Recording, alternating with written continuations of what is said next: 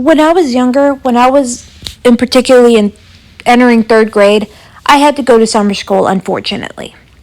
Well, the school I had to have summer school at was like in an older part of Sunnyvale.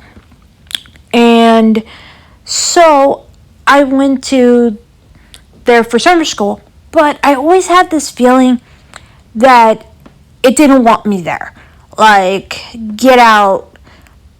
But I would have to go because of summer school, I would have to go.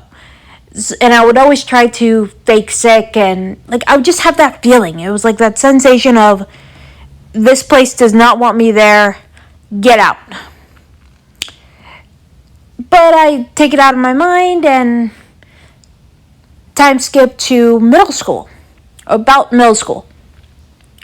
I was in Sacramento at the time.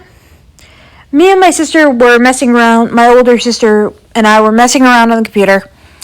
So we decided to find out haunted places in the Bay Area. And then we look at, in particular, Sunnyvale. Like, we wanted to see just haunted places just for fun. And then when we got to particularly Sunnyvale, I see my old school, the old school that I went to for summer school. And I freaked out because on that report, it actually shows that actually multiple people actually having feeling of get out. And I even, like, I just walked into the bus and I freaked out of nowhere. And I was perfectly calm. I was perfectly fine. Like, everything was good. I just broke down. And I think it was from that feeling of, the constant feeling of get out. And then it was like, all right, you're not listening to me. I'm going to make a freak out to get my point across. My parents hear my screaming, and my sister's wondering what's going on because we were just messing around and we were just having a good time, and then I start screaming and crying and screaming. And my parents calm me down, at least enough to, like, I'm still crying, but at least enough that they can understand what the heck I'm going to say. Like, and then I explain what happened to me, and that feeling of get out, and when I was on the bus, I just, like, when I just walked onto the bus, like, just a few steps, school bus, I freaked out. Like, I broke down completely.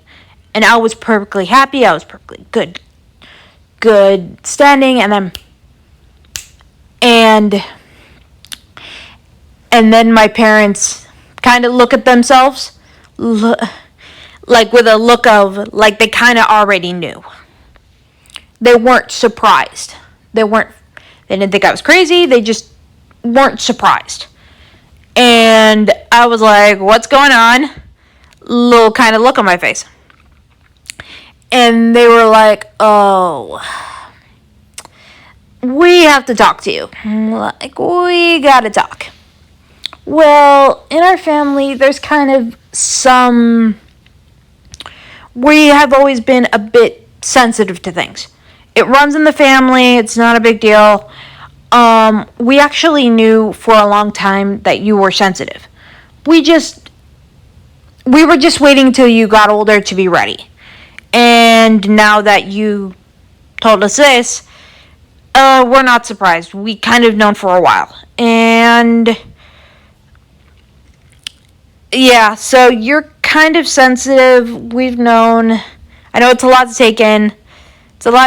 But it's just, you kind of work with it. You work with it, and in a way, it does help you, in a sense, because you've always been hyper observant to things. Like, you've always been hyper observant, and it helps you with your memories. So we've already kind of known it. It runs in the family.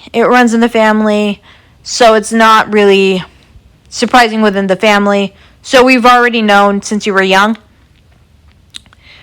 But we were just waiting until you got older. and to tell you because we didn't think you were ready to understand it. So now that you told us this, we have to give you this talk. Regrettably for us. But after they gave us this talk, we went to go get ice cream. And that was a fun ice cream trip after that. So life, the past can come back to bite you. Thank you. Bye.